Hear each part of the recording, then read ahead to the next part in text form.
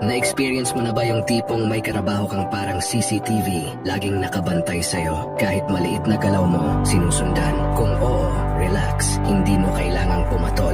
May 5 akong smart at dark psychological na tricks para manatili kang kalmado at makaiwas sa gulo, kahit pa toxic ang environment. Ito ang sikreto, hindi mo sila inaaway, ginagamit mo ang kalmado mo para mawala ang power nila. Tactic number 1, the calm dominance aura. Kapag mabagal at steady ang galaw mo, nagmumukha kang hindi natataranta. Sa utak ng ibang tao, ang kalmado ay malakas. Kaya kahit hindi ka nagsasalita, parang ikaw ang may control sa situation. Tactics number 2, the silent scan. Kapag nararamdaman mong tinititigan ka nila, tignan mo sila sandali, 1 second. Tapos balik agad trabaho mo. Hindi para makipag-away, pero para ipakitang alam mo at hindi ka takot. Nakakabawas ito ng confidence nila kasi hindi ka reactive. Tactics number 3, the invisible wall. Tumayo or umupo ka sa paraan na may sariling space ka.